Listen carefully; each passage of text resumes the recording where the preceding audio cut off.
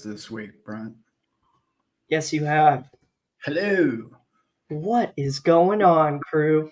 Happy Hello. Sunday to all of you. Happy Sunday, Dad. Good to see you. You too, son. It's been gosh, what a week, right? Yeah. It's for the Staple crew, it's been a wild and crazy ride this week. Pretty much started off well. It's all the way back to last Sunday. You and I did a live for a couple hours, I believe it was. Mm-hmm. And then we did an interview, which I'm sure a lot of people got to see, which was kind of fun with Dave. Very Yeah. fun. I could have went for another hour and a half with him. Yes. And then let's see. Simon and I did a Tuesday night live for a couple hours. And then, gosh, what else? Oh, Brad Kimes and I did a show Friday. And then I launched a show yesterday afternoon that many people, holy smokes, did I get a lot of reaction. I was like, man, I'm just a brotherly love thing here is what I'm trying to start here. And then I got all these arrows shot at me. I turned around for a second and I was pulling arrows out. You know what I mean? They were just coming. They were flying. And then I thought, wow, I saw that video myself. I was like, oh. Yeah, that might stir some folks up.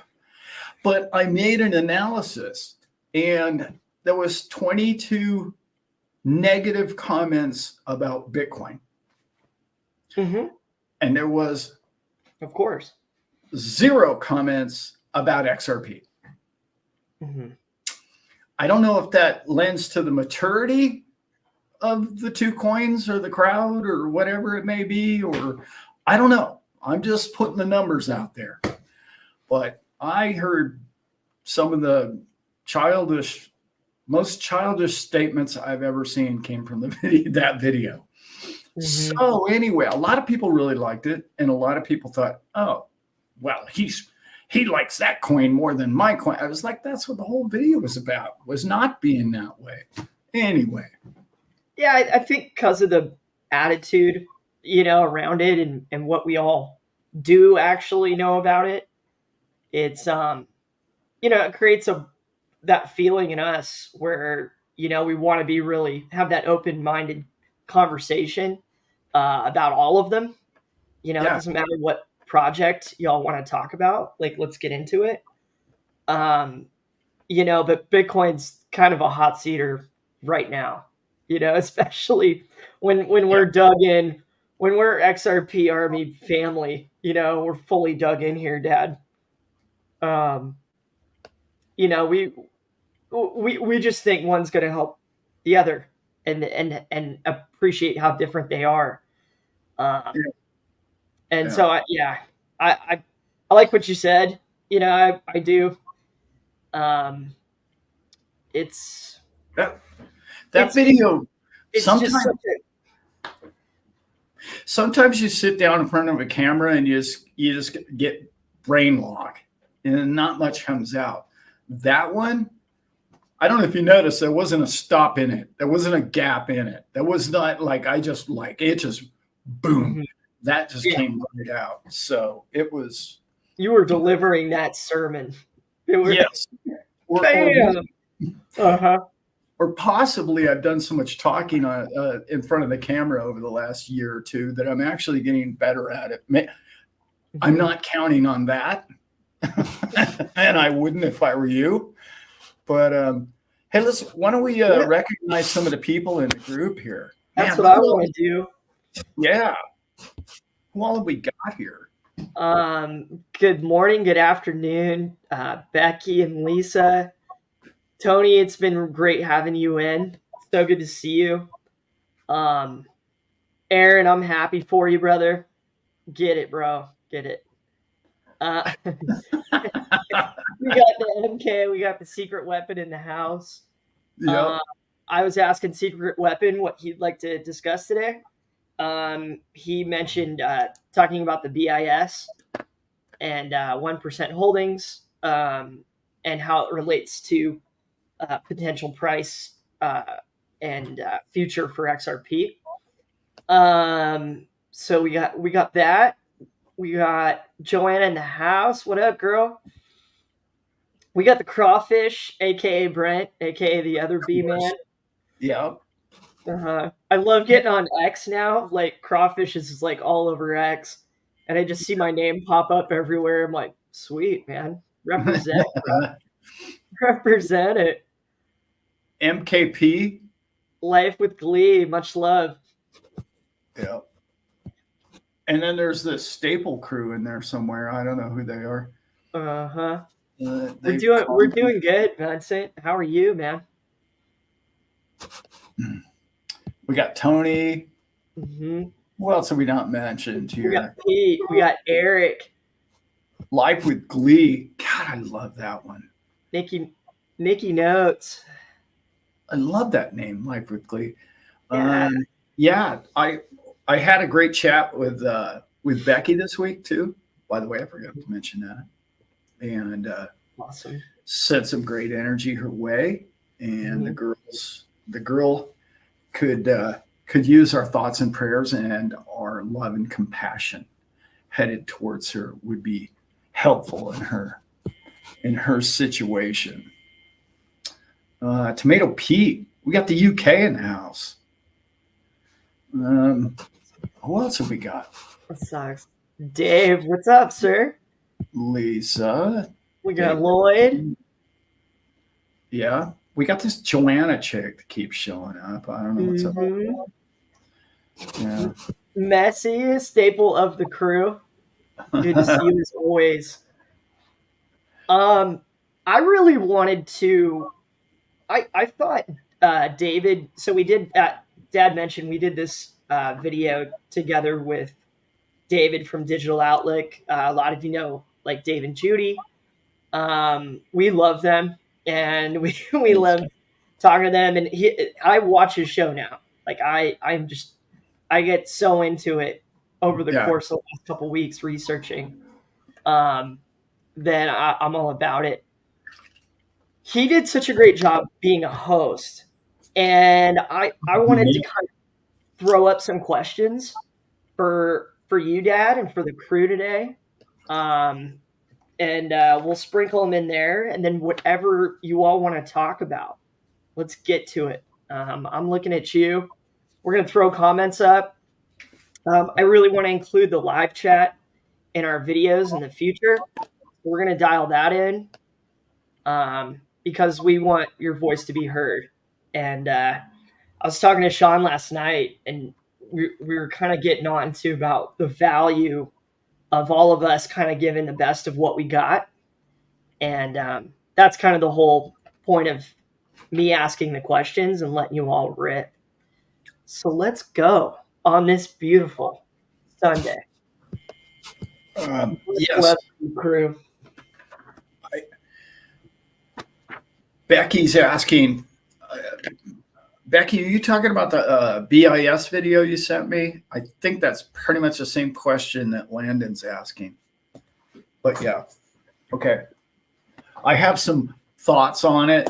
Some of the thoughts I already gave you in the comment back, but yeah, we'll get to it. We'll get to all of that.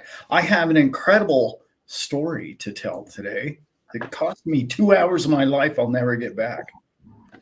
Hey, Dad, I wrote that down. We're getting that. Okay. Yeah, we're getting to that. Yeah. Let's start with the basic questions here, everybody. What do we got?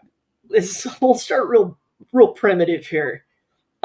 Is this the most exciting time in crypto ever? Are we at that point where to me this whole thing's completely inverted? I thought we were going to be the nerds fighting the media government battle, and we'd be using this crap with each other underground for another 3 to 5 years. Yes. So completely inverted, right? But is this the time that you've been the most excited in this whole time that you all have invested in cryptocurrency, blockchain technology? By far. Mm-hmm. And it's not even that'll go to my story later. that I spent 2 hours of my life on. Yeah. But what's happening right now, I have no idea. Somebody's crushing the market right now, but stocks are down. Everything's down. I don't think that's going to last. I really, on a fundamental basis or on a political basis, Harris is going to have a hard enough time. I can't imagine them allowing the stock market to crash right now. That would not look good for Harris. I wouldn't think. I think that would be an impossible way for her to win the election. So the powers that be are going to print and buy crypto, and they're going to buy stocks, and they're going to buy all the rest of it to prop the thing up. That's But I guess that didn't really answer the question. Yes, I think it's absolutely the best time to be in crypto because, as we know, retail right now, it's on the decline. Mm-hmm. But those dips always mean that it levels off. And the dip that we're having right now is only in a channel of just sideways that's been going on for 4 or 5 months now. So don't panic about the price. Even if we come out of that channel and we go down another 40% from where it's at right now, that's going to be your new bottom. That's going to be your new bottom. So I'm more excited. Okay, let me answer the question this way. I'm more excited than I've ever been before. Yeah. Media-wise, I'm more excited than I've ever been before. Wall Street, more excited than I've ever been before. Banking and nation states are all swinging our direction. Yes. Agreed. Yep. Big institutional adoption. Yeah, John is saying Bitcoin down, baby. Fall, baby, fall. Right. Yeah. Yep. 58. Let's give us a little more time to get in. It's like to have all this great news and still have time to, in our minds, right, dollar cost average in. Because I mean this could be the low point right here. The news that's coming out is just epic, everybody. We mentioned throughout the week, you all have read probably like XRP gets listed on Chicago Mercantile Exchange. A year before that, Ripple joins ISDA. You get, Ripple partners with Finasback. We talked about all this on Dave's show, but bears repeat. National Federation Association of Central Bank Servers. All these partnerships and all these things that are happening. It's kind of like, I think, why we talk about Bitcoin positively, Dad, because we see how it can positively affect people who, DCA in with it. It's been this incredible mover and shaker the last 10 years.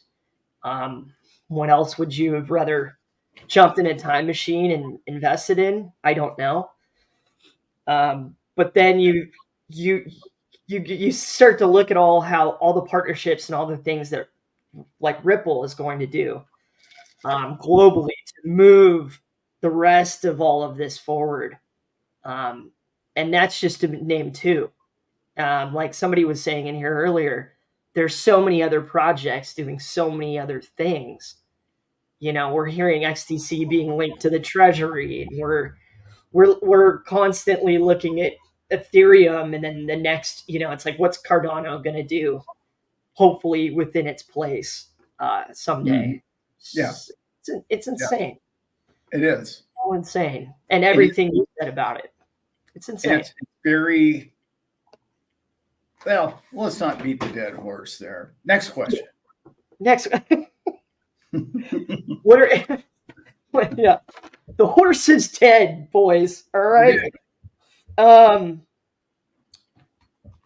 What are you doing to prepare yourself for this next potential bull run?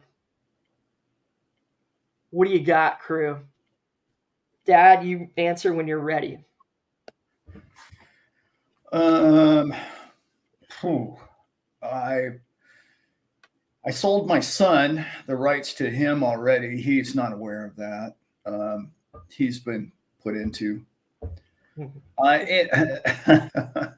I'm down to one kidney, so I don't. Yeah.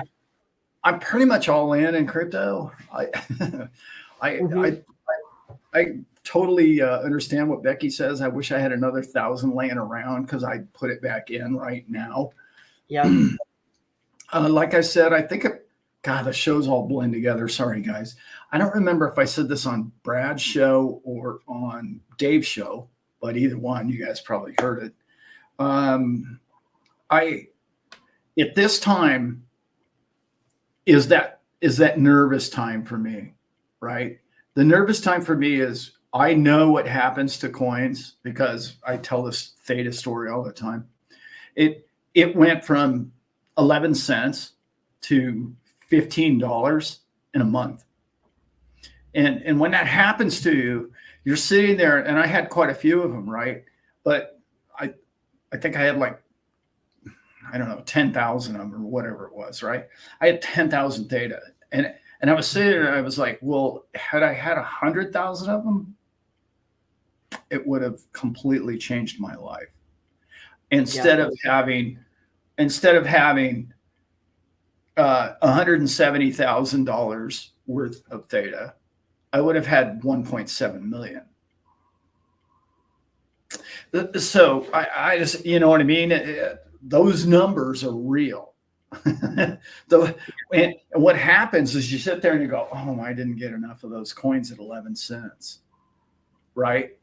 Or 50 cents for $1 or whatever your coin is. Like, Right. There's life-changing money coming.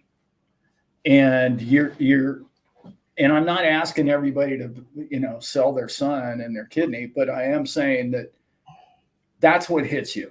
I'm at that nervous point now. Is my bag big enough with the right coins? Yeah. That's where I'm at. Yeah. Yep. I'm seeing buyers. I'm in that same boat. It's what can I save and how can I get just a little bit more. I'm worth a few Bitcoin. Thanks, bro. I appreciate that. Not too many though. I'm not worth too many of them. Tomato's selling his cat, dude. Where did you find a sucker to buy your cats? What I really want to know, because I got 5 or 6 of them laying around this property. Where's the cat market? There's somebody buying cats. Are they taking baseball cards too? Sweet. Love it. We'll throw the tower in there also. By the way, if you guys ever want to read some funny comments, just follow Tomato Pete. He's hilarious. Mm-hmm.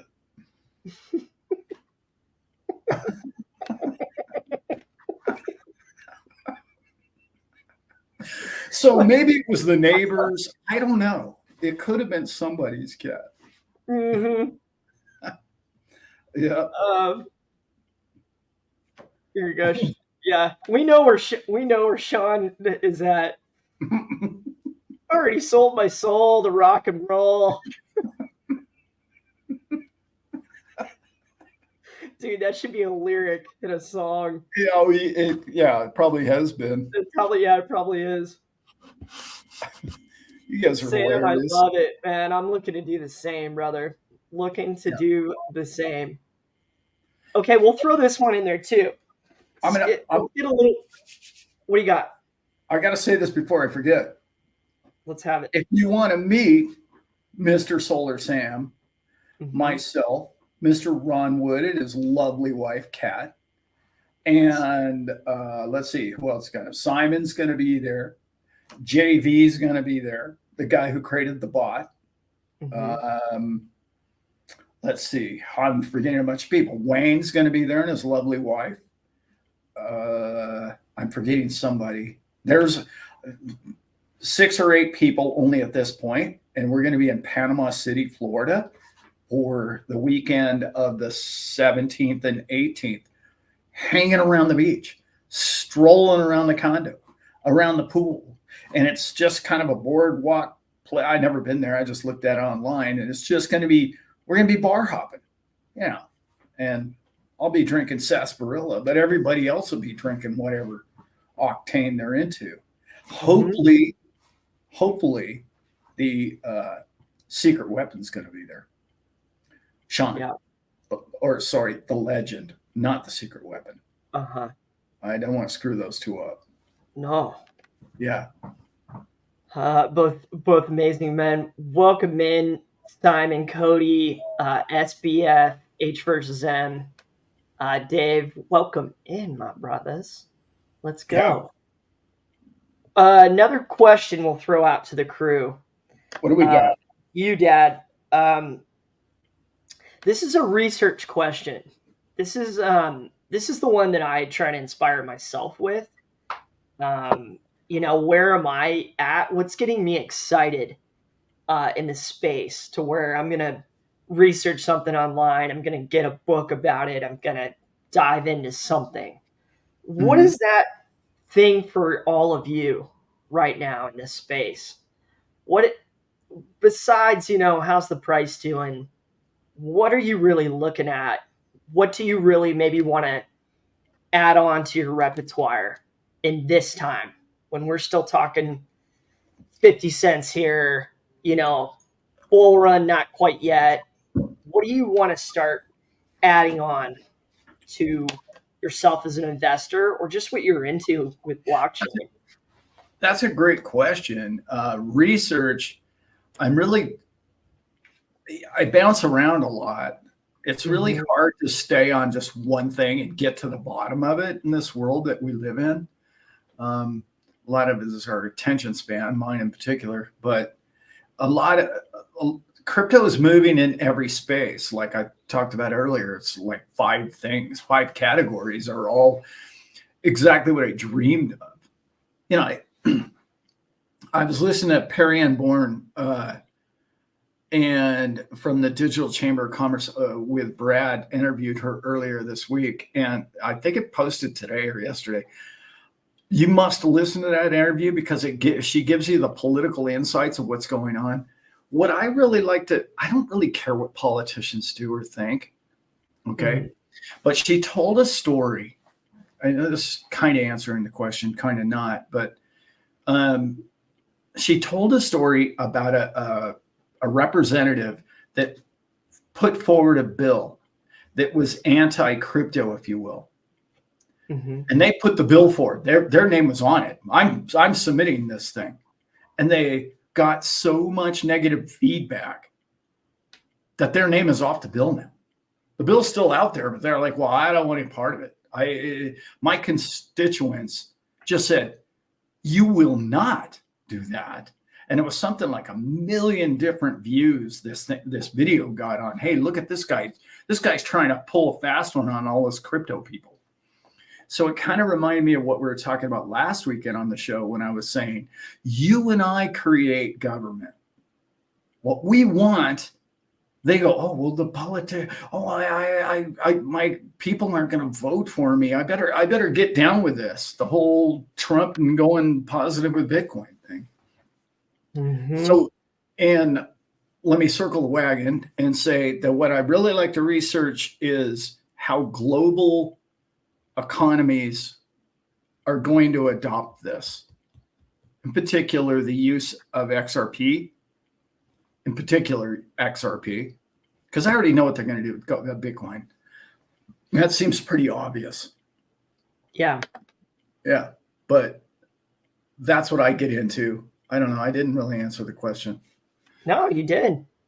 Yeah. And it's kind of are you into right now is really always what's going on. I got really interested again.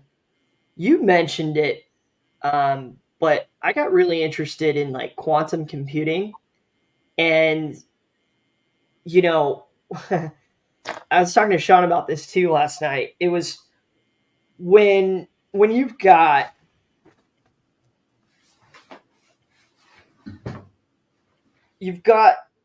the internet essentially here it's already happening where the internet's getting piped in from space. You've got quantum computing, that's AI capable in the palm of your hand. And then you've got something like blockchain. I just feel like there's this circle where it just each one will continue to propel the other. Yes. You're gonna need something like blockchain so people can realize it's like, oh, okay, this is how I use money. This is how I trade. Okay, I can use it with this. This is how we do it.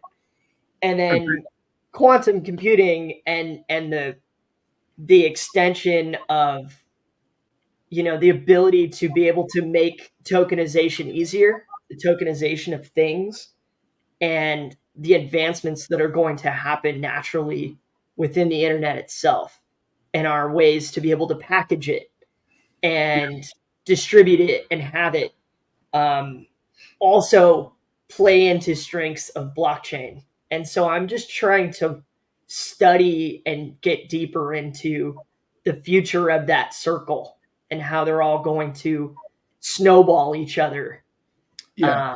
in a really big way. That's Yeah. something I've always been interested in that. But it's like you said, Dad. It's like I'm interested in how the engine works, and Yeah. how Yeah. now you've got me thinking more big picture, and it's like, how's the car going to drive down the road? Where is the car going? And I Right. think all of those things together are going to propel the technology. What other form of technology is going to grow and be invested in like those things are? I can't think of any. Okay. You've triggered me again. Okay, good. Okay. I I this is a conversation I had with Simon the other day, Hmm. and it bears repeat. And I'm trying not to sound overly persuasive the way I sometimes can. Uh, but the time is right now. And Yeah. I know a lot of people don't understand what that means because a lot of us haven't lived a lot of lives. But what I'm telling you is, okay, when you see somebody by the caliber of uh, Cantor Fitzgerald do a speech at the Bitcoin conference, and if you understand who that person, that company, that corporation is, that corporation, what they do for a living is they grease wheels. They don't give a damn about what your product is or what its future use case is. They're the grease. Hmm. Okay. And the man sat right at the podium, stood at the podium and said, I'm putting $2 billion into this now. And when that $2 billion is up, I'm going to put 2 more billion and then 2 more billion. Okay. Now, if you know who these people are, like I do, they are one of only 24 banks in the world that have a direct access to capital, purest capital there is in the Western world, which is called the Federal Reserve. They say, oh, you need another billion? I'll just pull it from the Federal Reserve. I get to do that. I don't need permission. I don't Hmm. need a governor. I don't need the president to sign it. I'm just going to give this company who happens to be in crypto $1 billion because they need it. Yeah.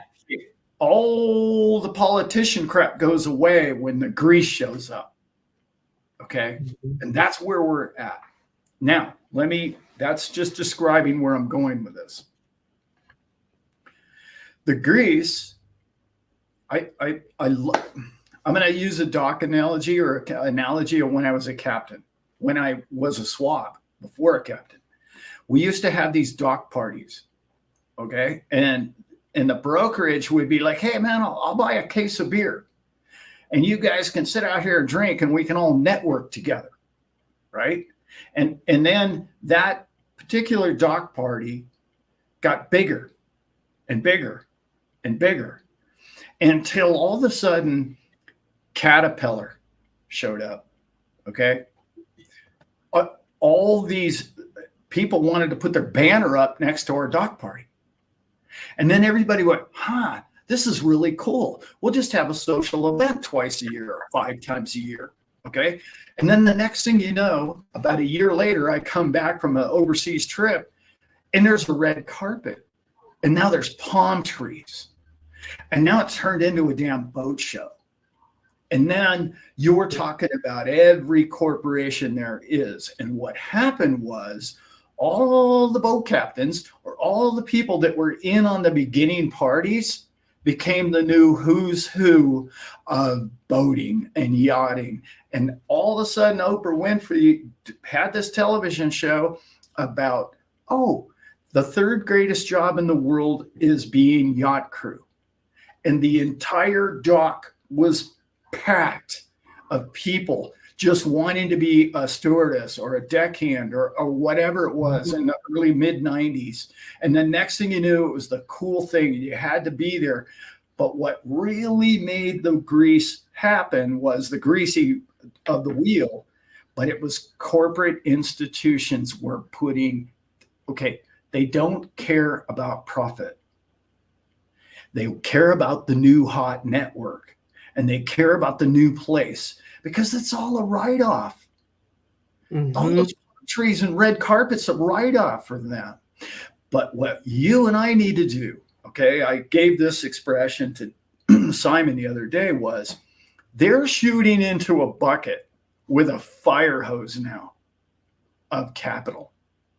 And that capital is coming into the crypto market right now because of what happened up in, Tennessee and that whole deal. The politicians have flipped. That means corporations have told them to flip and told them, you're going to do this because we're supporting you and we're giving you $25 million to stand up there and say this, what we're telling you to do.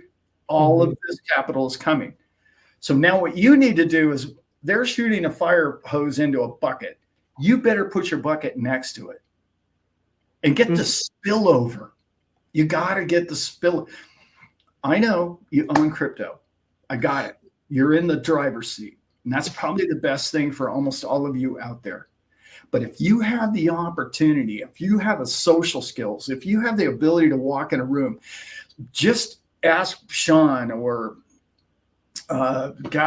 Secret Weapon or any of the Landon, any of these people that have been to these shows and followed me or been around us, and the doors that have opened up for them and the people they've met and the people they know and the people that have tried to recruit them and because you're in the room, you're in the place, and 2 and 3, 5 years from now, that room's going to be so massive, but you're going to be one of the original people in that room. And everybody in the room anybody who's in the know and where the corporate's coming in and going, I got 100K saying I need to hire somebody. Who do you got? They're going to point at that guy because you're the guy that's been there and been around the corner. And this is what I'm talking about. The opportunity now in crypto is bigger today than it's ever been before. And that's why. And you know more about crypto than you think you do. And you're in the right spot. And it is the boom of the next decade. 10 years from now, you're going to look back and go, wow, 2024 was pretty damn big. Yeah.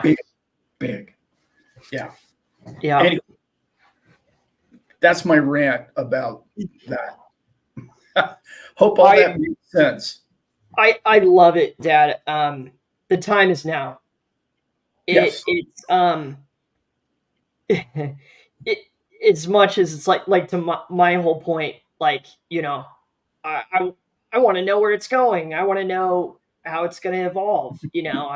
It's kind of the science brain, but it's like the human right now brain is like, how do I save my chins, and how do I budget and how do I to be able to capitalize on like what we've seen. All of us have seen it in previous bull markets where all of a sudden this thing goes from 15 cents to $3 and you're just sitting there like, dude, okay, what do I do? And the time is now to have the plan. The time is now to think about saving and think about investing because of where it's at historically and because of where it's at with what we're all looking at with research. Yep. I love that point, Dad. I agree. Um, Yeah. it's pretty important, you know. um, You've never had an opportunity that you've never, I would say this, nobody in this chat has ever had the opportunity that's before them right now. yeah, Because this is a bigger opportunity than I've ever seen in my lifetime. This is bigger than the internet. Who scored on the internet? Like nobody, right? nobody. Yeah, Okay. The difference is this is going to touch every life on the face of the planet because it's all about the movement of money, and that's going to change everybody. And you're going to be the person that was like, oh wow, you were into crypto back in 2020, like really? Like how did you know? Let alone 2017. mm-hmm. Like how the hell? What are you, psychic? Are you smart? You don't. And the point I made to Simon was because corporate's coming and all that money's coming, was you now, right today, have the opportunity of a lifetime. But the great part is you don't have to be a PhD in anything. You can still get in on the crypto floor without even a high school education. Yeah, Because you know what you're doing and you've been in the room and you know the people and you know the grassroots. You know the people who are building the blocks and you've known them for years and you've been in their chat and you've watched their YouTube and you've seen them interviewed a million times. You can almost recite what they're going to say when they're being interviewed. Okay? When you're to that level, you're important to the future of this industry. But what's going to happen I'm telling you guys, it's going to happen fast. Within 12 months to 2 years, you're going to be, oh, well, you don't have a degree in computer economics? Like, sorry. We need that because otherwise you can't work for us. We're Ripple or we're whoever. yeah, You can get in the door right now because, well, it's been a grassroots movement, but it isn't going to be too long unless you have serious credentials because big money's coming. mm-hmm. And if I was 25 years old, I would be knocking doors down and I would do everything I could to get a social media presence, and I would pound on it, and I'd make myself apparent in the room.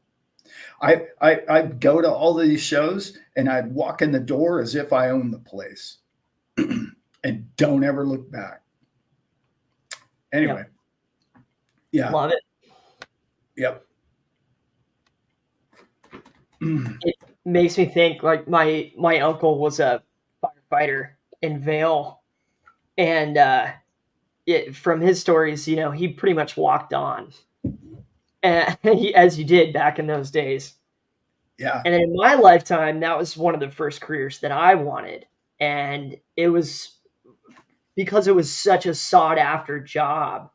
Everybody, my age thought about it.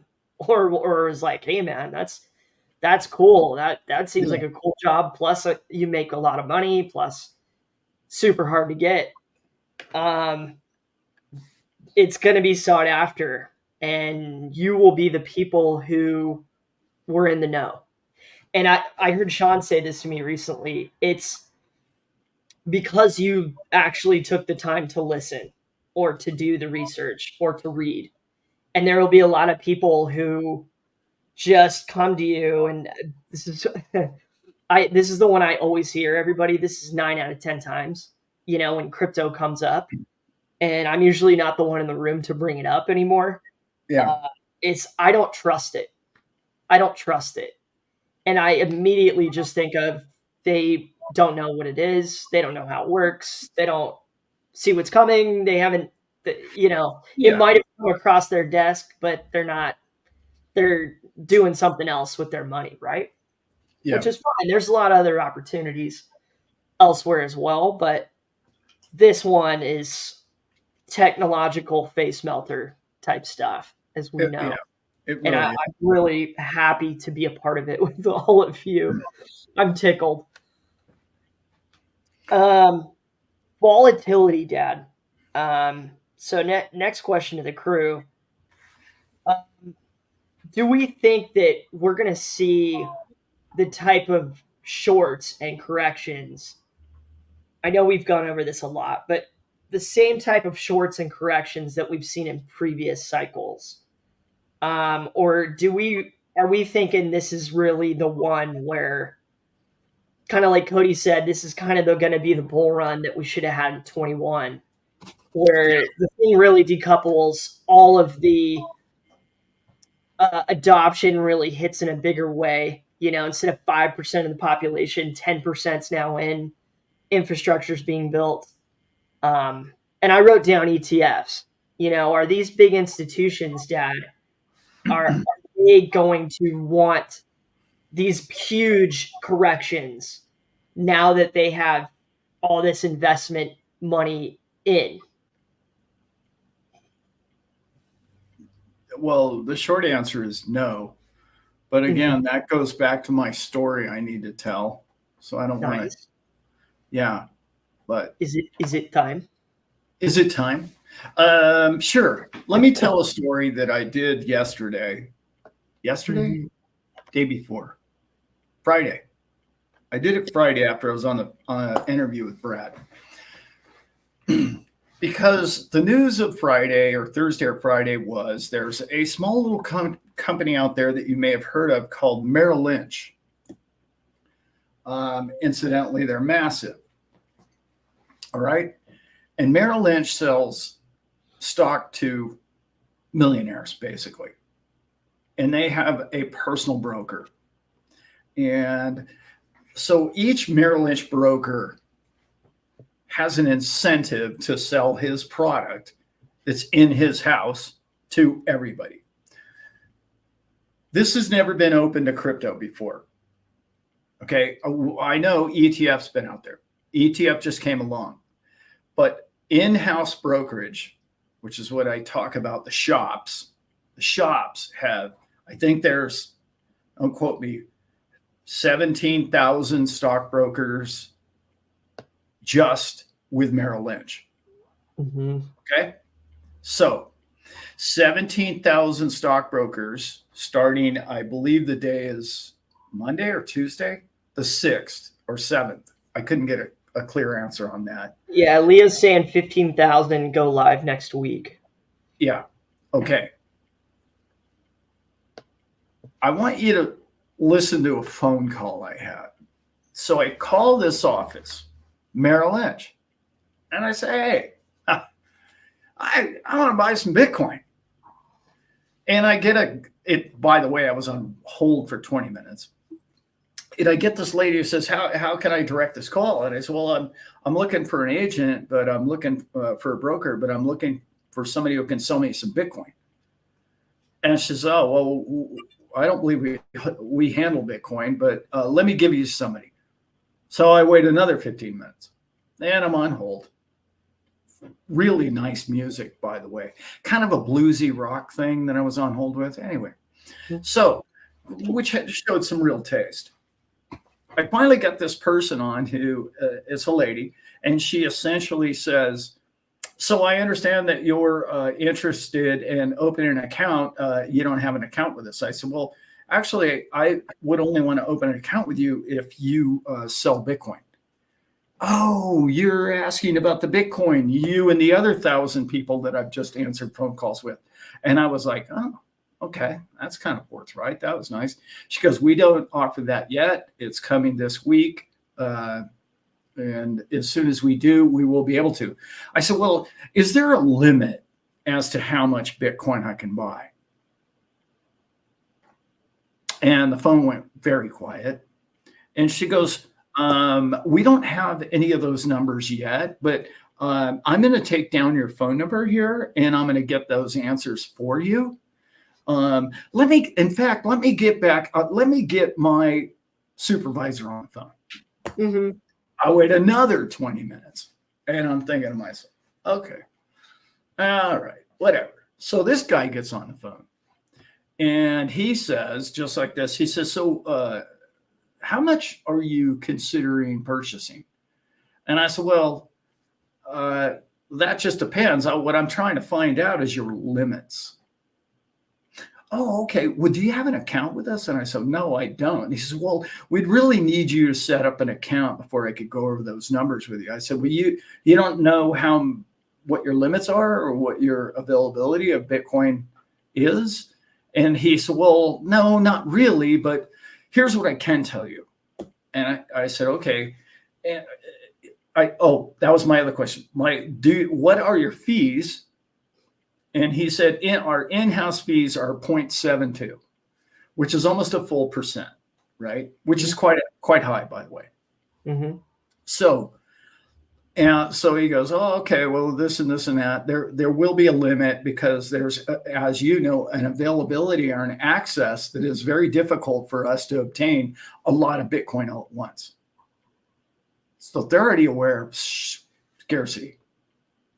Yeah. And I said, yeah, okay, all right. And he says, so what kind of numbers are you talking about? I said, well, would it be possible to buy 10 Bitcoin?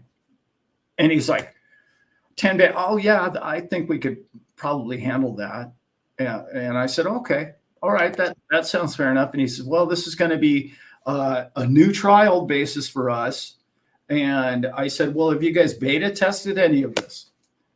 They said, no, we're just going live. And I was like, okay, this is probably going to not work out well for you. But anyway, so then he says, listen, I'm going to have you stay online and then you can be with us you can set up an account, which I basically bailed out the back door. So all of that to say this. Now, this is something I know quite a bit about. Those brokers, if they're making 0.72, okay, I'm just going to round off the numbers and just say he's making 1%. When you make a commission as a broker, it's an annual fee. Okay. So how many people are going to buy through Merrill Lynch Bitcoin and sell it that same year? You're not, probably, right? You're not going to do that. So you're probably going to hold it for what, 2 years, 5 years, something like that, maybe even forever, because you have to remember people that have a Merrill Lynch broker are doing pretty well. All right. Yeah. So he gets 1% of that. I don't know how many people know this. He gets 1% of that account annually. Okay. Mm-hmm. So you say, well, that's not that big a deal, right? Well, it kind of is because Bitcoin numbers are large. We're not talking 2 for $1 XRP here. We're talking 70K, 60K now, whatever it is. But like if somebody has 10 coins, they have $600,000 in there. Look at his fees. This is sort of like selling a larger house for a realtor. You sell a $1 million house at 5%, you're looking really good, really good. But let's stop and think about what is his incentive to ever have you sell your Bitcoin? Never, because he makes 1% on what? Not the number he sold you, the value of it annually. So now Bitcoin is going to be promoted by the likes of Merrill Lynch brokers, 15,000 of them nationwide, okay, who are going to go, I got the hottest enchilada on the whole street ready for sale and people want it and I can sell it. And for the first time, they can cold call and say, hey, Mr. Smith, I understand you're on the 18th hole of Pebble Beach, but have you ever thought about Bitcoin? Because we're putting our name on it now. And they were afraid to put their name on it. And now this broker is going to call all of them because why? Do you want to sell them? I don't know. Microsoft, he's up to here in Microsoft. Mm-hmm. Done that, been there. And what has crushed his account in the last decade? Bitcoin crushed his account. And in fact, this broker's saying to himself, had I sold that guy $100,000 worth of Bitcoin a year, 10 years ago, I'd be making $50, $70, $80,000 annually right now off one client. Mm-hmm. Do you understand the math here, guys? They have no incentive to sell them. You have no incentive to turn and burn it. You just want to plug them in and keep them there because that number go up. This is massive, guys. When like I talked about, retail stock comes to town, it's a whole different game. Whole different game. This is way bigger than ETF, even believe it or not. Mm-hmm. So, and you and I, like Becky just said, we don't need a broker. Yeah. But the chimps on the golf course that don't know what you know do. Yep. Live 7th of August. 7th. Yeah, that's this week, right? Yeah, it is. Live, baby. Now, 15,000 brokers. How many other brokers are there? Is Merrill Lynch the only one that sells stock? You get where this is headed, right? You get where that's headed. You're talking somewhere around 50,000 to 100,000 brokers nationwide are going to be pumping. They're not going to pump Microsoft. The easiest sell in the world right now is Bitcoin. Easiest. Yeah. That's an easy phone call for me if I'm a broker and I call a client. All I have to do is say, look what it's done the last 15 years. Bingo. I'll take 2% of my account. Count me in. It's going to be massive, guys. It's going to be big. And that's maybe, I'm just guessing, why the whole market's going like this. Because all these brokerage houses are going, I don't know, maybe we ought to get out of this. I don't know. How much of that NVIDIA do we have? Let's get rid of some of that. We made a bunch of profit on that because on the 7th, we're going to need some capital to get in on that. Maybe. I'm just guessing. Yep. Hello. Yeah. It's large. It's not large. big. It's large. Yeah. And by the way, Sean makes a great point with the CME. Yes, this is going to come to XRP.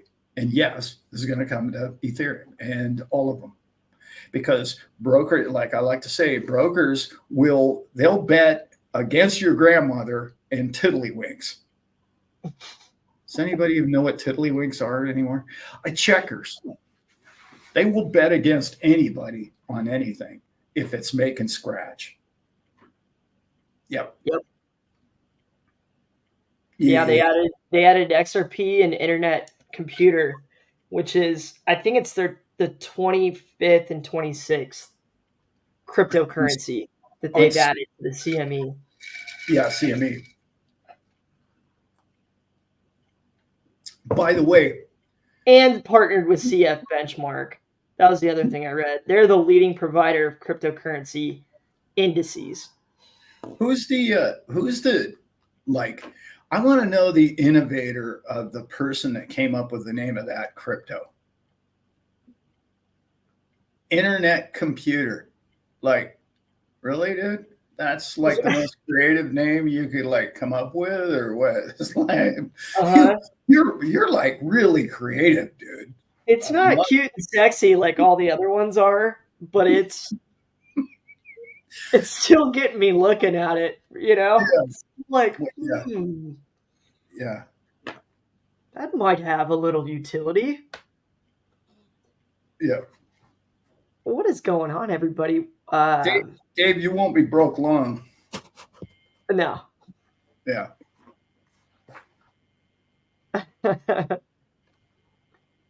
So people still play tiddlywinks? I haven't in 25 years. Yeah. Oh, okay. All right. I haven't seen him since.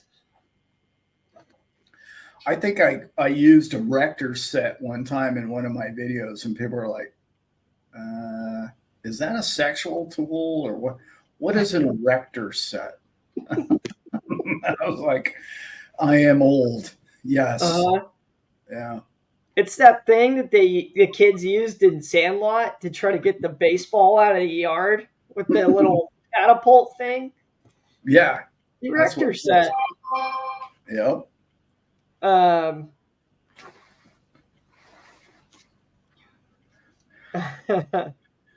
When does the lawsuit end? We kind of talked about it with Dave. You know, I just kind of brought up the point is this one of the big switches? Does this even matter? Which I've been listening to you about, Dad. Does it yeah, you don't want to pay the ticket, right? Just because screw those lizards. Like, how dare you stall something like this from the people? To me, it is a direct. If you're not, if you're not only withholding the truth about what something is and using the media machine to smear it, but then you also attack it in the court of law and say that it's something that it's clearly not, and the rest of the world doesn't see it as being that.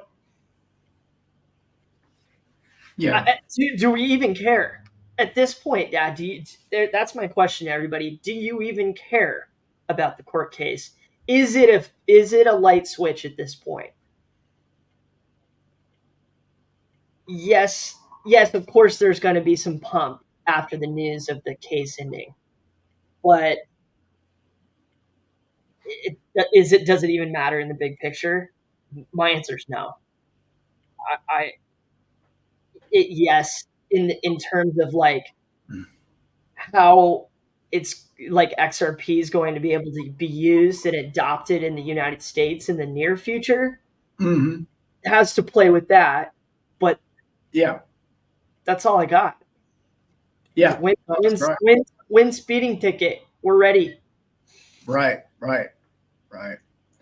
Well, when they take their boot off the neck of this thing, that's another point about the Merrill Lynch. It's like Merrill Lynch is not going to put some $10 million guy into some product and then want it to go down. Right. They just that's 401ks are all about wait till just to make it go up only, till we'll shut the market off if it starts going down too fast, attitude about everything. So that kind of answered also your earlier question, which was volatility. Like when people like Merrill Lynch are getting in and ETFs are getting in and BlackRock's getting in, it's like volatility is not their friend. Like no.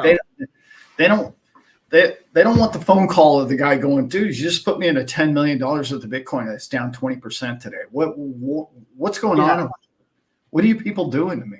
Yeah, they trust me. That's a last phone call. Merrill Lynch. You get an angry phone call at the end of the year. It is down 80%. You are fired. You're fired. Yeah. I want my money. Yeah. And I want to remind people, okay, that stockbrokers don't have enough soul, okay, to have 80% down day and because they feel bad about their life, jump out a window. They don't have enough soul for that. Like they're gutless human beings, most of them. Trust me, I've met a few. They were thrown out the window. I know you were told that, I know they jumped to their death because they just couldn't handle the down day. Now, that was what lamestream media told you. What actually happened was it was 3 Russian goons who threw him out the window for the man who lost all of his money that day. That or Italian, could be Italian. I don't know, whatever.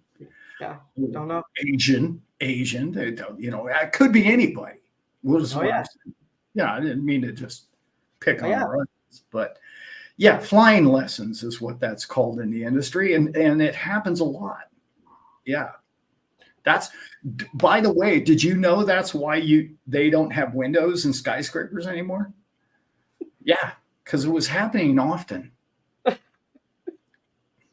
I'm not even kidding right now, guys. Yeah. Yeah. Yeah. Well, you've seen the movie. What was it? Big Oh Short, yeah, Wolf of Wall Street. Wolf of Wall Street. Do you think that guy's just going to jump? No. He doesn't have enough spine to jump. He's like, are you kidding me? I'm going to rat everybody out on the way down, which Yep. is exactly what he did. Yeah. There he did. Yeah. Oh, I love this from Joanna. Please make sure your Caleb and Brown account is set up before the exchanges lock up. Caleb and Yes. Brown are the only ones I know knowing how to make cryptocurrency swaps happen. Love that, Joanna. Yeah. Who is it? It's just funny. They just asked, do you trust Caleb and Brown? I do. I honestly do. I've known about him since the day I got into crypto. I know one person, our buddy Pete. I haven't seen Pete in here today. Pete lost coins with Caleb and Brown in 2020.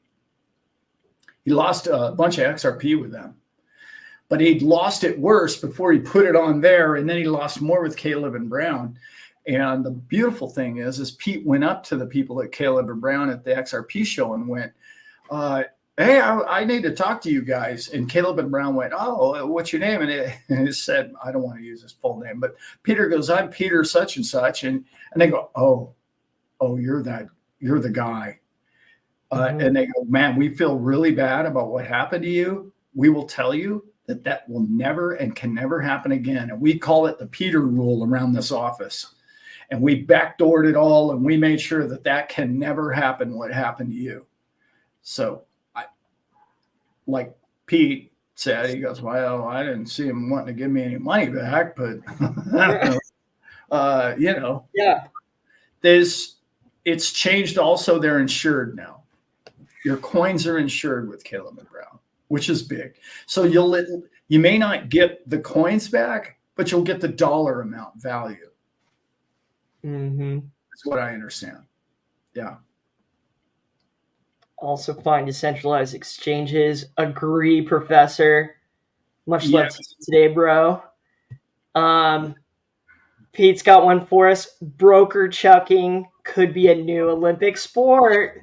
Yeah, I love it. Yeah, love it. Mm-hmm.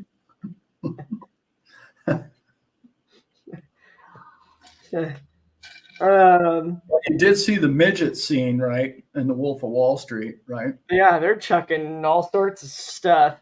There you go. Sorry, the little people scene. Mm-hmm. Welcome in, my brother.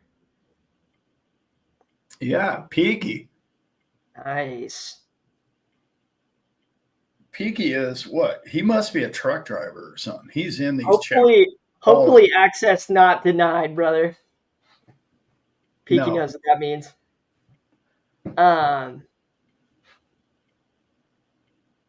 Do you know the Caleb and Brown fees? I think you mentioned that, right? Or no, that was you were talking about Merrill. Yeah. If you go through a link, of course we don't have a link because we don't operate like that usually, but we should have one. They're 3.5%. And I know what you're thinking. You're like, well, that's expensive. I can get it cheaper at Coinbase. It's like, trust me, you're paying 3.5%. Trust me. I know what Coinbase is telling you. Oh yeah, it's only a half a point, no problem or whatever. You're getting slipped. You're not getting it at the price that Caleb would get it at, which would be 3.5%, right? I'm just telling you, you're paying the same number. Yeah. Yeah, it's 3% if you go through a link, I believe. Yeah. But 3.5% if you don't. Something like that, I want to say. But anyway, it's not expensive. You're going to pay that anywhere you go, unfortunately. Even, believe it or not, I know what do you call it's going to jump in there? Even decentralized exchanges are slipping you the price. And so by slip, I mean if it's $31 a coin you're buying, you're going to buy what they're going to show you on the quote is going to be $33, but they're getting it at 30. That's what I mean by slippage. And it's just part of the business. If you're worried about 3%, you got bigger problems. Just, buy 3% more and then you've covered it. That's how you do that. Yeah. That's how you pull that off. It's simple. Brent, do you remember the time we were on the boat and we were in the yard down in San Diego, and the big rumor was that Coinbase was going to go down? Remember all the big hype? Yeah. And they're losing millions. When you all were talking about that. And I did a video on it. Like, do you people understand how brokerages work? Like, they don't lose money. Like whether the stock is going down or the crypto is going down or up, they make commission either way. If everybody's selling all their crypto, they're making a ton of money. And I did a video about it, and people are like, "What? What are you talking?" No, the rumor on the street is they're going belly up.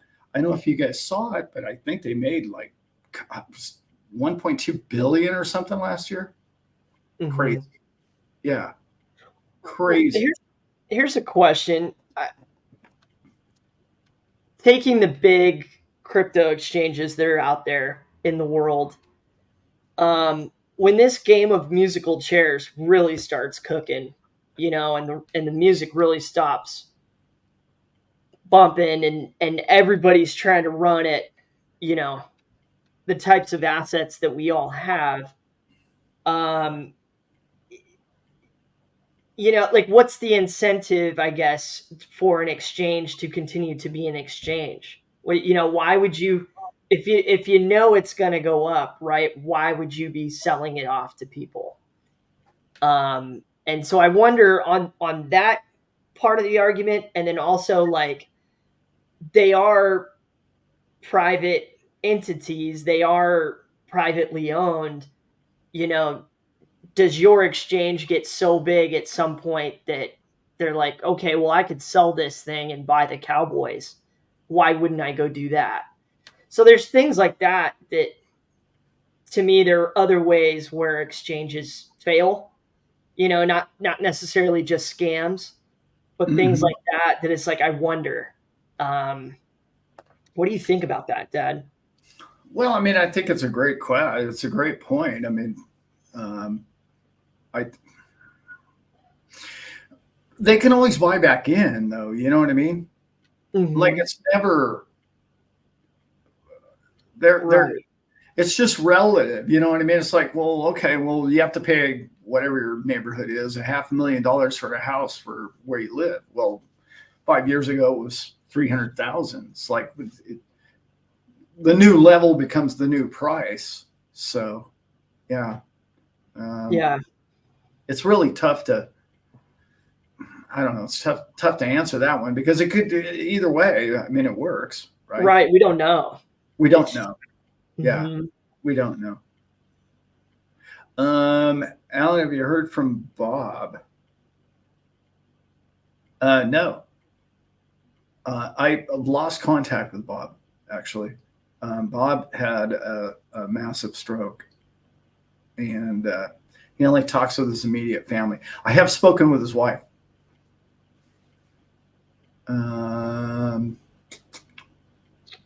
Todd Vonnie in the house. What's up, my friends? Nice. Gotta love these two. I love them. I hope your boys are doing great. Yes. I want to say one of them just started college. Yeah, I would love to hear from you all. Is that who we were texting with, Dad? Yes, yesterday. Yeah. And they were at the show, XRP. They came to our party and they hung out with us all weekend, I want to say. In fact, this is a story that I tell people and they don't believe me, but these two can vouch for it. Mm-hmm. We were the last people to walk out of that building at the XRP show. Yeah. I hung around until everybody left. Like if you wanted to meet me or you wanted to hang out and shoot the breeze, we were there.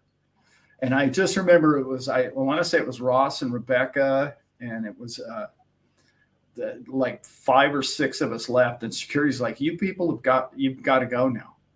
Yeah. I was like, Yeah. damn it, the show's over. Uh-huh. Oh, God. I left just before, and I was trying to chat up Rob Cunningham. Yes. Because I thought he was just super cool. Oh, yeah. Hey, Michelle, what wallet do you feel is the safest? I think it's tough to say. I wouldn't want to. You know, we're not sponsored by anybody or anything like that. I think it comes down to the user itself. Like what are you comfortable with using? Yeah. Dad and I we've really pitched, and we really like Exodus Wallet. I've had a really good experience with that. We've both really followed Divi. I really like the wallet. So kind of understanding that, using it. What other ones, Dad? I mean, and then you kind of get into the questions. It's like, well, okay, is it secure? Is it, you got to do your homework on what you're using. There's a Swift security company, which names slips me right now, and they're a crypto company, and they vote virtually every year, Exodus being the best. That's not a hard wallet, but an online wallet, they call them the best. What I love about the founder of Exodus, what he decided to do was, oh, you want to regulate me? You want to know who my clients are? Sorry, I'm decentralized. I don't know. This thing is like, this isn't between, I don't know their accounts, or I don't know any of their money. And they kept getting all over him. And he said, you know what I'm going to do? I'm just going to move to El Salvador. So he's moving the entire facility to El Salvador. That'll tell you who Exodus is. Also, Exodus is one of the only wallets that did not fail in Canada with the trucker strike. Just so everybody knows. Yeah. Love it. Yeah. But if you want a hard wallet, there's so many good ones out there now. I just was sent one. Companies send me stuff every now and then. I just was sent one. I can't remember what it is. It looks really cool. I haven't played with it yet. But it's got its own camera. So you're not keying it in. You're actually photoing. It's really, it's air gap is what they call that. And it's really cool. I'm playing around with it. Decent. I'm looking at decent. Life of Klee says you can add a 25th word to your seed phrase and access via Bluetooth to the device. Yeah. Very cool. Yeah, I want safe and simple now. Well, or another safe wallet is just send your coins to my wallet, and I'll take good care of them. Yeah. Yeah. I'll take good care of those for you. Uh-huh. Humor, people. Humor. Yeah. I'm not putting my address up here. Yeah. The institutions of the world will hold on to these. Right. Well, your investment, it's very, very safe. Yeah. Uh-huh. See, and then look in the dictionary and see George Carlin. Picture George Carlin. It's about where you're headed with that. I know Descent was really highly ranked as well. Really highly ranked. I'm going to the Bitcoin Pacific Bitcoin show, and that's sponsored by a wallet. And they sent me a wallet too, hardware wallet. And I was like pretty taken with that too. I might even do a show about it or a little something about it. They're not paying me or anything, but it looks really cool. So I was like, wow, okay. I might see what everybody at the show says about it and then do something. Nice. Yeah. I just like the fact that we potentially have a future president that actually wants us to self custody our own coins. And I think that's really big. I'm not trying to be political whatsoever. I just saying that's it's big, guys. It's really important for all of us, you know. Yep. I It's so crazy to hear it now by such people say it. you know what I've noticed. I really noticed it in some of the comments in the video that we did with Dave and the video that I did with Brad Kimes. There's the nicest people in this group. I mean, it's not just the content providers, it's the people in the group. And it's almost amazing to me, to a person, especially when you go to the shows live, there's no pain in the asses there. Like everybody just leaves that at the front door or whatever. Like everybody is just a brotherhood. And it's just a family event. And it's so much fun. And I love that about our communities. But I was really taken by how overwhelming, like the positive response is with Dave's show. His people and the people that follow his show, I know a lot of them overlap with us, are some of the nicest and kindest people out there. And I really like doing business with that kind of type of people. I just do. I say this often, but I want to really stress this. I think we're going into an era where social media is where everybody's getting their information, whether it be YouTube or possibly TikTok or whatever your platform, or Rumble or BitChute or whatever your platform is. Okay, Nostra. Okay, if you're going through those platforms, you can find yourself some honest and great people in those communities. But what really amazes me is how many of those people care about each other. And when I step back, I just can't think of there's not another situation or employment or club that I've ever been in, if you will, that's ever been like that for me. I've never seen anything like this.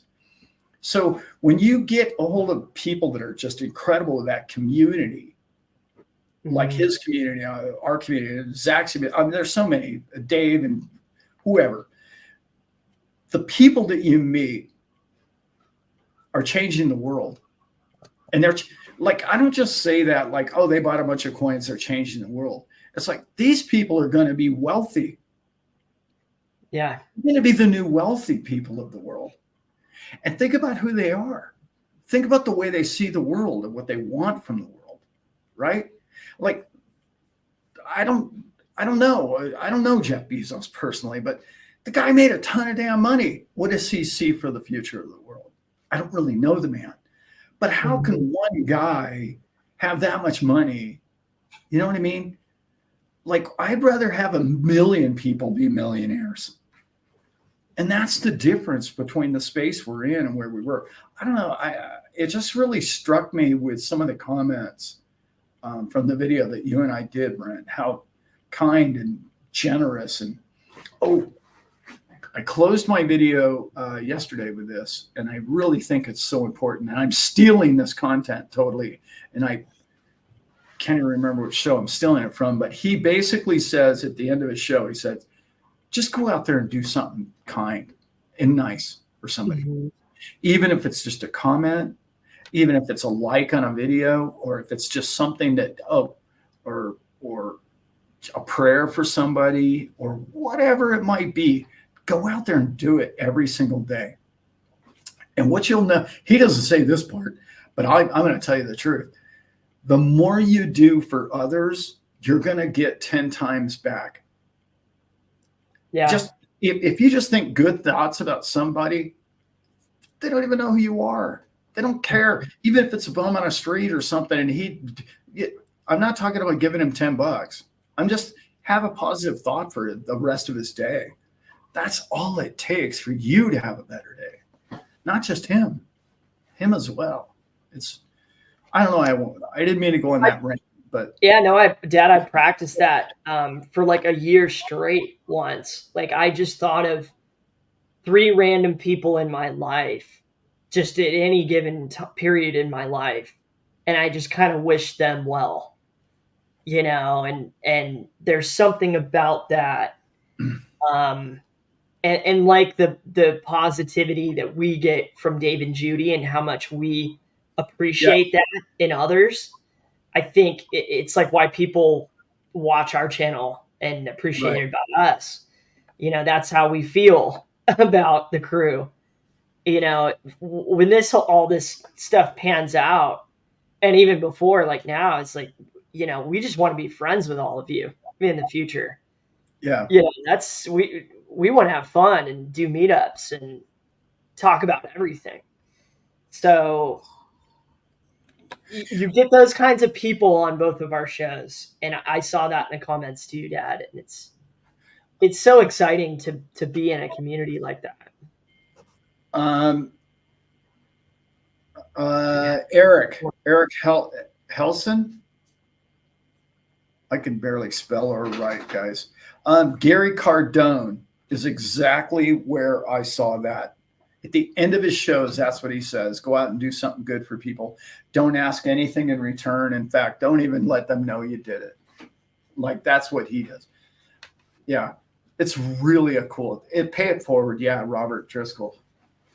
Mm-hmm. Come on, Jess. Come on up here and say hello to everybody. Come on. Come on up here. Come on. Let's see the big boy. Let's see the big boy. Here's Jesse. Look at how handsome. He's our new big guy. He's our new big dog. What's up? He's still a pup, but buddy. He's our blackmouth cur. Mm-hmm. And he's well, I don't know. I've never seen a smarter puppy. I don't know. He's really close to outsmarting me. And he's really ready to go, huh? Yeah. That's good to hear. He's a deep thinker. Like, it's amazing. And then, and then he chases his tail too. So, yeah. Oh, yeah. Right. Yeah. We all do. Make sure yeah. Well, yeah. I understand that one. Nice. We got somebody from Cape Town in the house. Love it. Crypto AI, I hope you're having a safe drive. Yeah. Has he found the squirrels? Is he no. By the time he got here, the squirrels had been eliminated. Yeah, completely decimated. Yeah. It's like that property used to be crawling. I mean, 5-6 years ago when my parents got their property, it was crawling. The ground crawled. And now it's just scorched earth. You get you a couple cats, so you got some, something to trade to buy more crypto, and then get you some blackmouth curs. Boom. Nice. We got Adelaide in the house. Loving that. Nice. So Cape Town, is that Cape Town, USA or Cape Town, South Africa?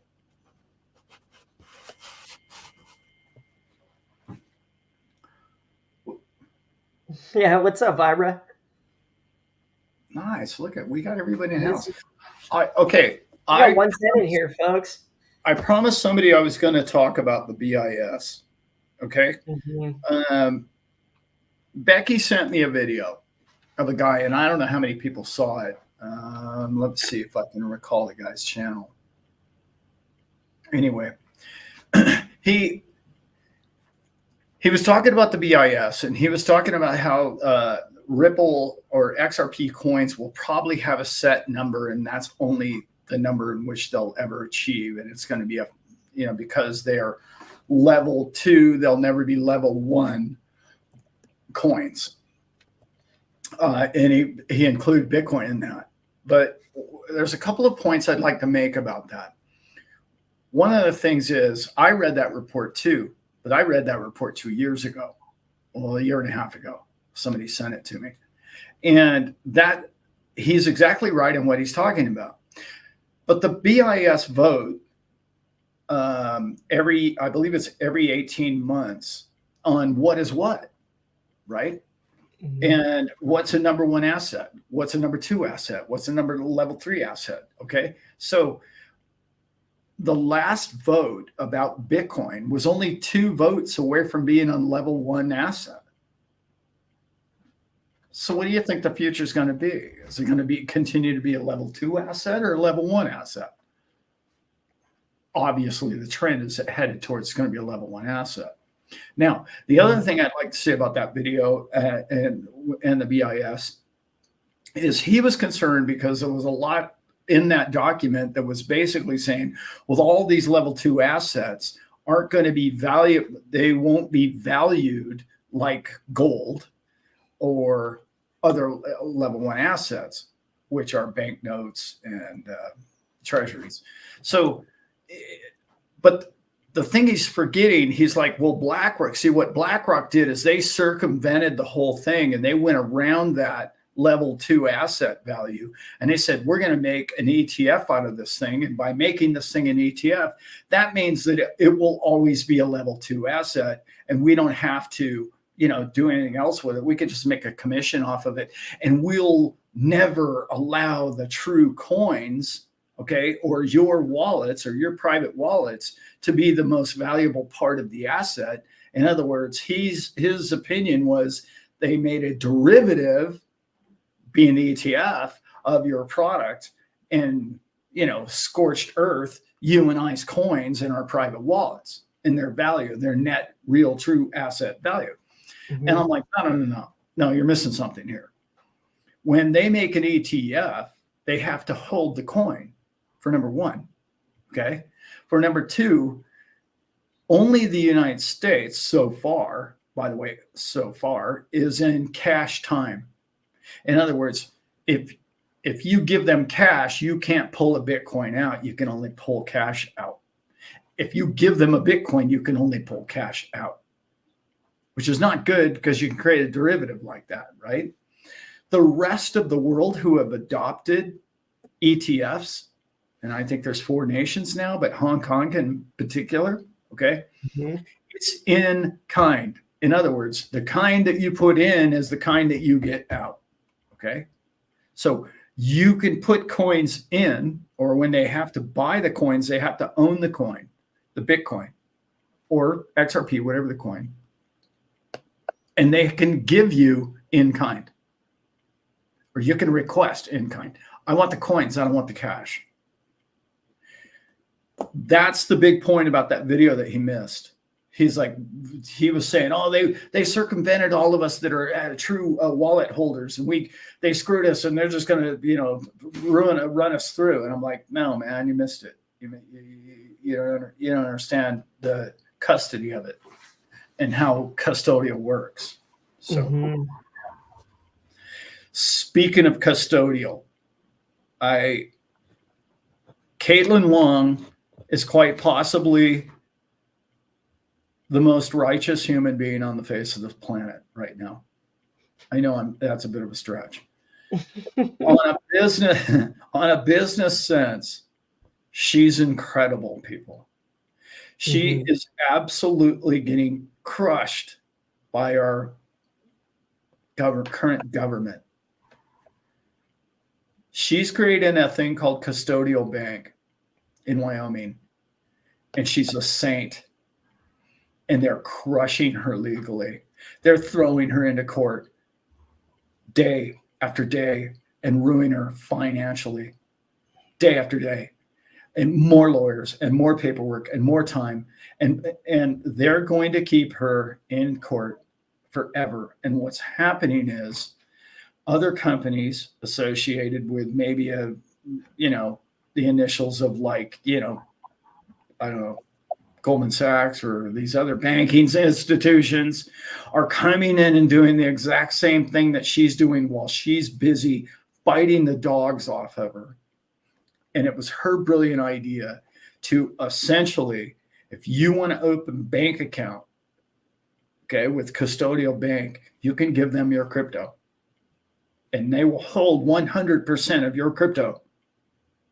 Every asset that you're going to own in the future of your life is going to be held one for one, 100% of every dollar that you put in there. There will be 100 pennies there.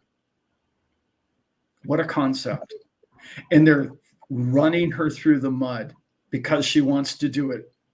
Well, I don't know, with accountability. God forbid to run the system the right way. It's criminal what they're doing to this woman, and she takes it with a smile, and she's smarter than all of them, and she will win. And because she needs more public support. We have 111 people watching, and please understand who this woman is. Please follow her, and please, if you care anything about what I believe in, she believes in you, and I believe in us. And that's all you need to know about that woman. And I don't care what your coin is. She didn't care what your coin is either. She didn't care. We like all your coins, whatever you want to do. Right. Yes. Yes. This is essentially what's happening to this person. She will win in the end, and then she will get the support of all the great people of crypto, and we will remember who did what. When we're stinking rich and we got our millions of bucks laying around and we want to start with a bank, I'm going to that one, if you know what I'm saying. Yeah. Yeah. Caitlin Long. Yes. Custodial bank. She is brilliant. You fight the good fight, girl. I've said this before. I don't quite understand what's going on in the world right now, but my favorite economists are all female. Like there's something about what they get on a primal basis of security and understanding what's fair and what's not. That, Lynn Alden, I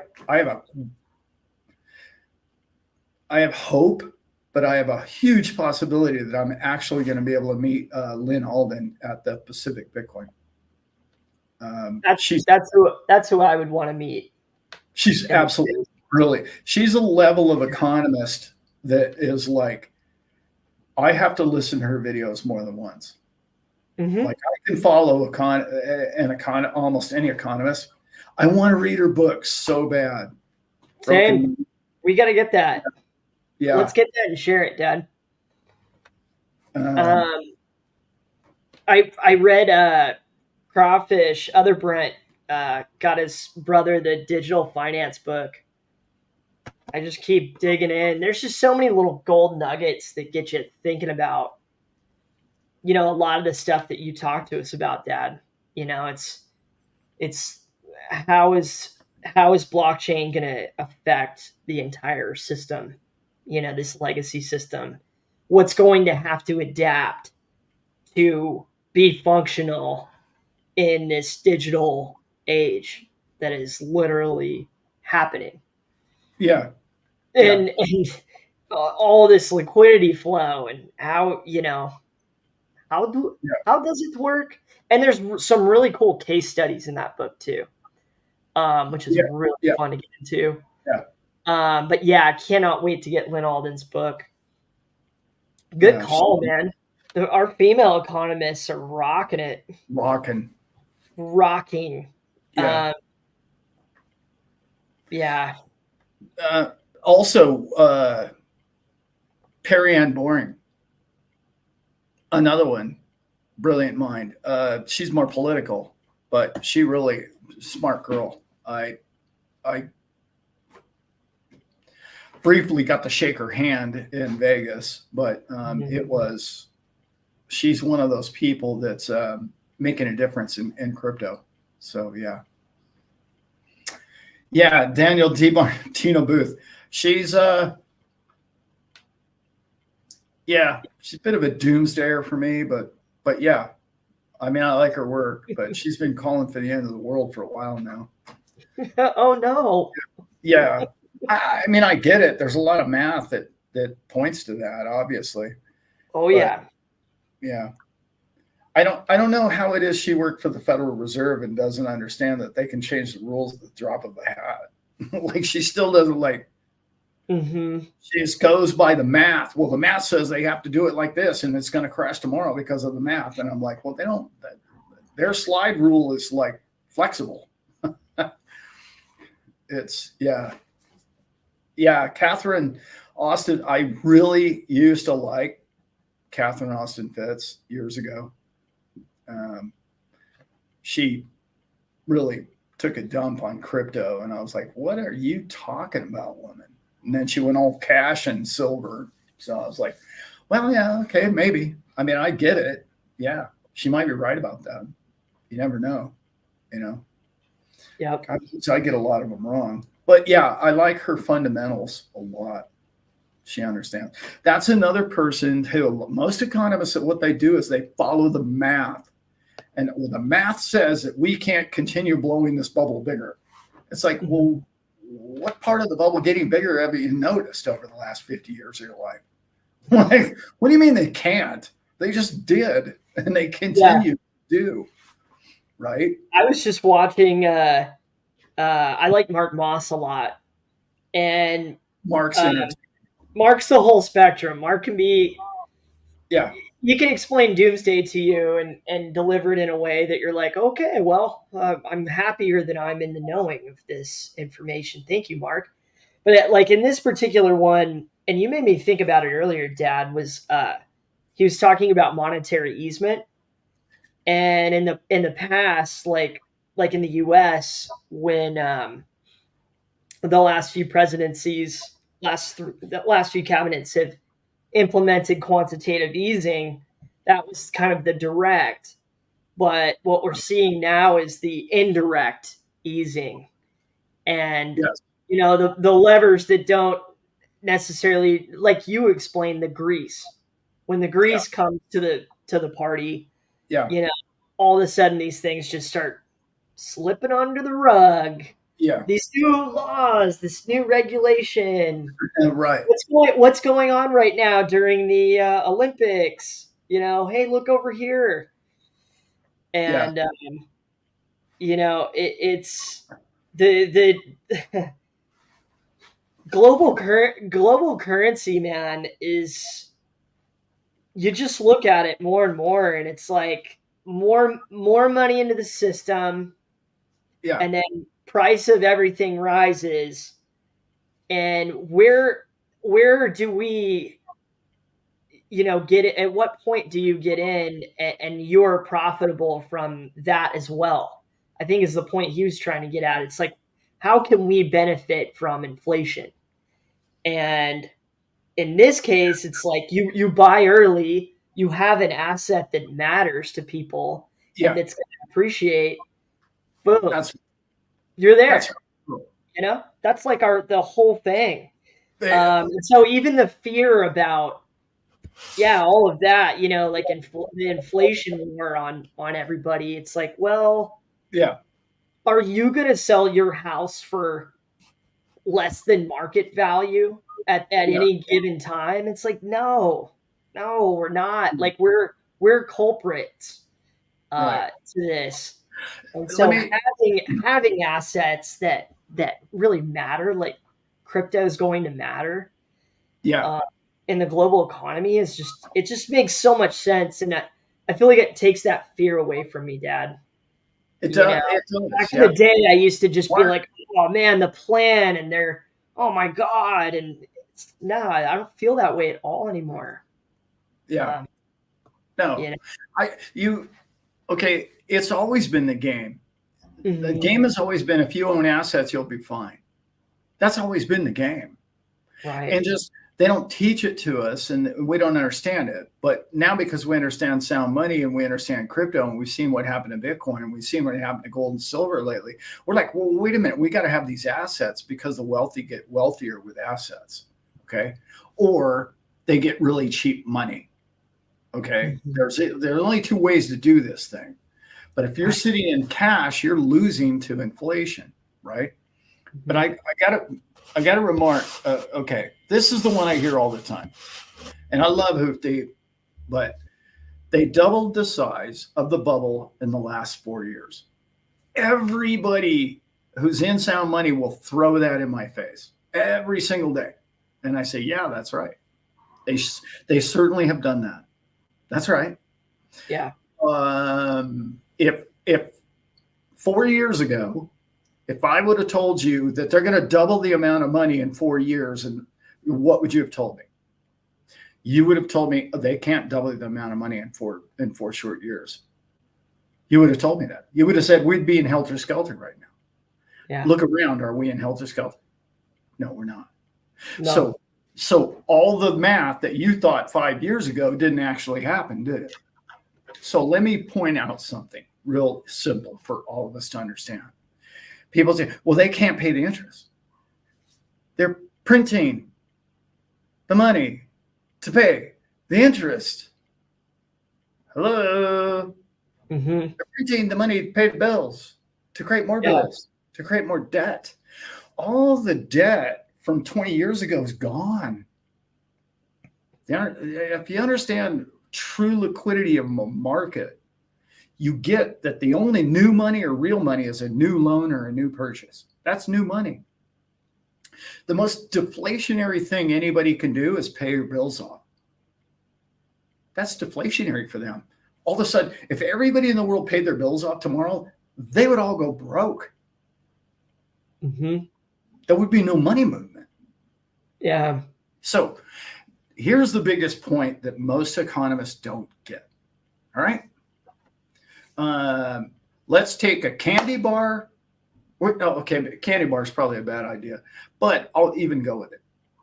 You're going to an elementary school and you're talking to 8-year-old kids, and you look at them and you say, okay, here's a candy bar. Here's $100 bill. Which one are they going to take? All of them. No, they're not going to take a candy bar. Kids know what money is. Yeah. That's a good point. Okay. I guess I was thinking of young kids. Now, a kid wouldn't take a silver bar, but he would Mhm. take a candy bar. But if he looked at the $100 bill and went, well, dude, I can buy 100 candy bars with that, or 50 Right. or whatever the price is. Sure. He knows what the money is as a child. So they know the value of money. When their parents give them $20 or whatever it is, or a card to spend, they understand what the value of money is. Until that goes away, we're on the hamster wheel, kids. We're on the wheel of them printing more of those things that you and I want and the world wants. Yeah. Even if you think it's going to zero, and even if you think nobody's going to wake up out of bed, I just proved to you, 8-year-old kids know the value of currency. So most people forget that. They get all technically minded and they get into the math and they say this debt is impossible to pay off. Yes, absolutely possible. Impossible. We can never pay that. We can never pay all the Social Security. No, we can't. You're right. We can't pay all of it. We can't. Well, what can we do? We can print more of those things that even an 8-year-old knows has got value. That's what we can do. And until you and I, which are the minority, convince the rest of the world that that thing isn't worth anything, they're going to keep chasing it. It's a fish in a lure, and we teach our kids to praise it and chase it, and that's essentially what's happening. Yeah. I tried to boil that down as low as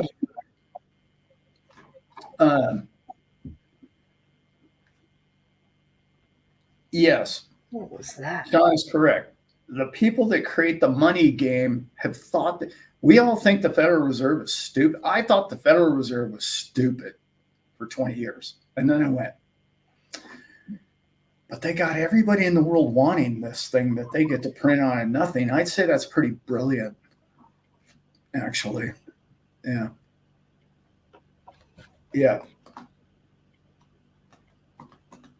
Yeah. Man, I love you guys. Thanks for Now I want a candy bar. Right? yeah. Yeah, I was doing so good on my diet, and you had to bring a Uh-huh. candy bar. That, and look, there's going to be a reset.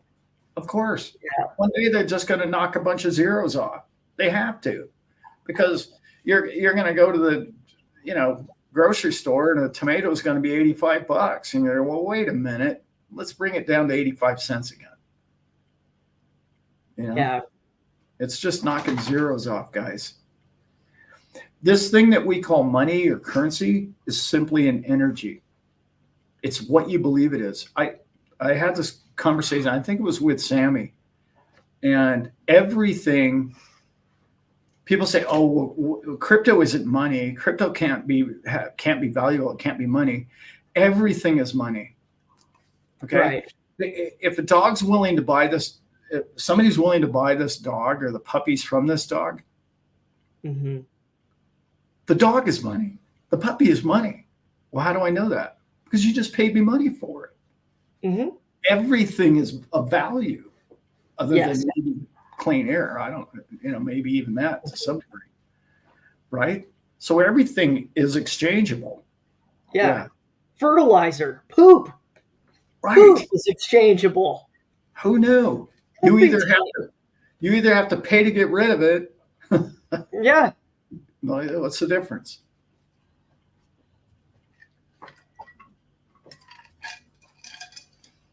Yeah. I agree, Leroy. Debt was never meant to be paid off. No. And then, why do you treat, why would a country treat its currency like that? It's because they over leverage and they overspend, and then when all that, and historically when all that spending happens, then at the end of it, when it's starting to get rough like it is now for everybody, they start buying up all the assets, ensure their own survival. We saw that, what, Yeah. 12 years ago? What is it, 13 years ago during the bubble? Oh, Yeah. longer than that now. Yeah. They Yeah, exactly. they got saved. They got bailed out, man. Yeah, that's right. They used the system to do it. And who took the hit? The people took the hit. Yeah, they did. I think that's probably deep down why we're in crypto, Dad. Why we really came to it. It was like, Sure. man, I'm tired of the little guy getting screwed. It'd be nice for a change that we're the ones that have the most tradable thing in the room. We got the candy bar and the $100 bill. Yeah. It's just. Let's also remember this really is one of the most important things that most people don't get. Who do we owe the debt to? It's a great question. Well, what do you mean we owe 35 trillion? To who? Mm-hmm. Mm-hmm. What if we don't feel like paying that? What is the world going to stop?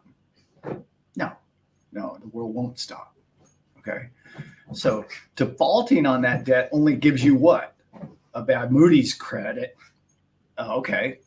But everybody's going to default on their debt, right? Mm-hmm. Or everybody's going to have to just start the whole thing over again. Because let's remember, money and currency is debt is only one thing. It goes all the way back to the caveman, right? In the cave, who said, hey, you folks all owe me because I got 3 notches on the wall of the last 3 deer I killed. You folks all eating on what I got. Mm-hmm. Right? I brought the deer. What are you guys bringing to me? So they needed the guy who was squirreling the tomatoes to eat with the deer. Like they needed some way to exchange the two to figure out value of things. And then allowed these central bankers to come along to create a monopoly of it all. which they've always been for 1,000 years. Somebody's been in charge of creating the money and then telling you it's really important to own it and you can't live without it. And all the rules are based upon it. But we're the only guys that get to make it. That's been going on forever. The debasement of money has been going on forever. This is why I love Bitcoin. This is why I love XRP. This is why I love those coins. I way more than gold and silver. Although I like those too. Tell me, is the world going more digital or less digital? More. Clearly. So are we going to gold or are we going to Bitcoin? Bitcoin. Like, clearly we're going to digital something. It's going to be XRP or XLM or Bitcoin or probably a bag of them, right? A whole bag of them, I'd guess. So it's really tough for me to say, oh, we don't, here's the most exciting thing about the $35 trillion that we owe. And I want people to get your head around this one too. Isn't it wonderful that we only owe them digits? Think about that. We don't owe them gold and we don't owe them oil or the sweat off our back. We simply owe them a bunch of damn digits that we can create. Well, hey, we're going to pay you guys back. Here we go. We're going to give you, we're going to make a new coin. Sorry about my pup. He's rolling, having a time on his back down here. So we only owe him digits. How fun is that? We don't have to give them sailboats or, drinking water or anything physical. We owe the dumb digits they gave us. Yeah. Yeah. Does that speak to you as like, the big word is reset? Is that what it feels like? Or like, are you of the thought process that it's going to be more of a gradual rollout? More people get digital wallets, more people get crypto. Your ES digital coins that the government creates will be rolled out, that kind of thing, versus like a total crash, which I think a lot of people speak to when they're talking bubble. But outside, I just, it's always like, okay, the sky could fall, but the sky never really falls. No. We get some really bad storms, but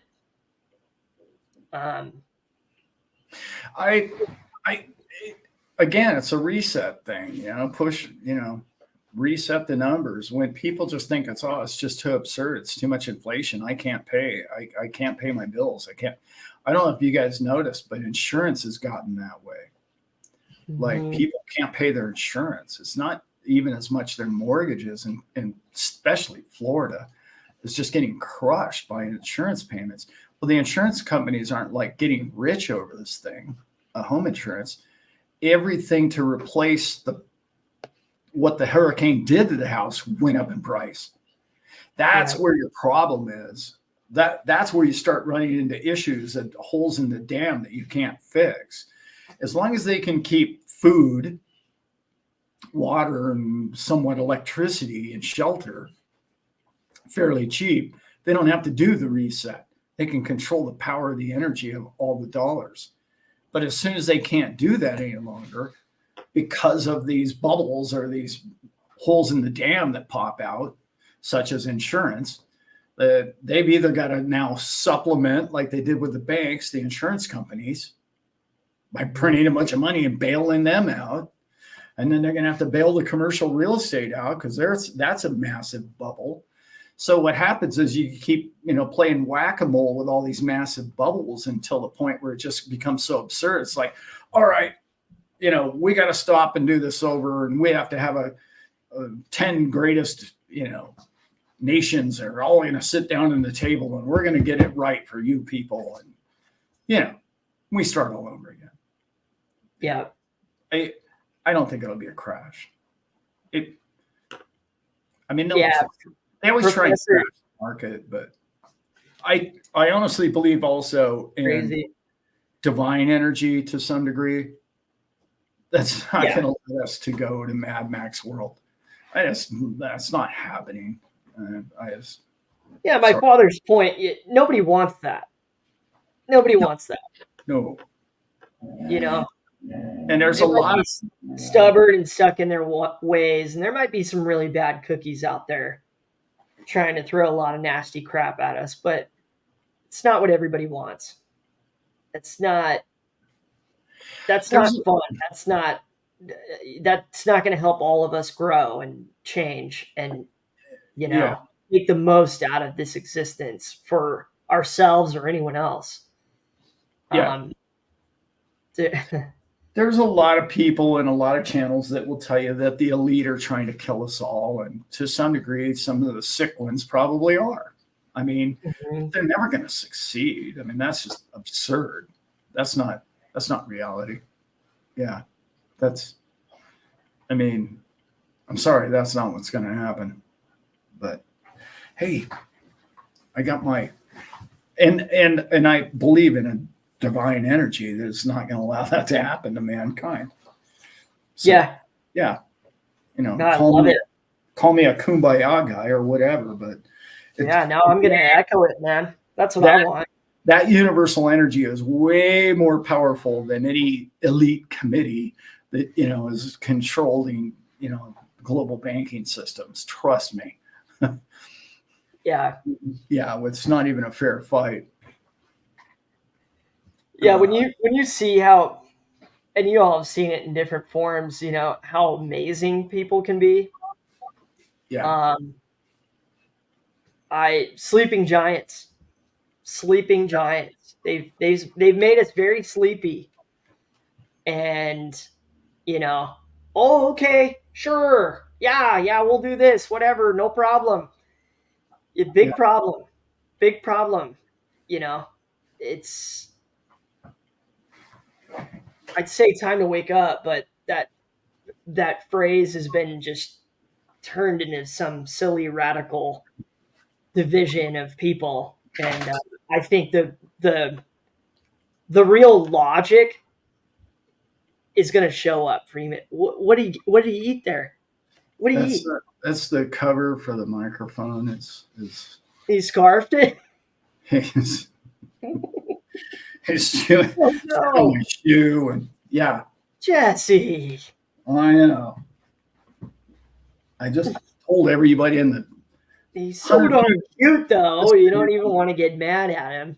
Now I was just telling everybody, 100 people in the room here, what a smart dog he is, and Yeah, no, we all chase our tails, don't we, everybody? yeah, we do. We're all bootsy, Dad. Hey, are we Well, are we are we ready to rock, everybody? we are ready. That's 2 hours of our Sunday. I've got Let's to get out of here, guys. Hoofty, get your tacos, bro. Enjoy them. Everybody, thank you so much for being here with us and in the chat. We love you long time. Uh, this is the community. This is what we wanted out of this thing.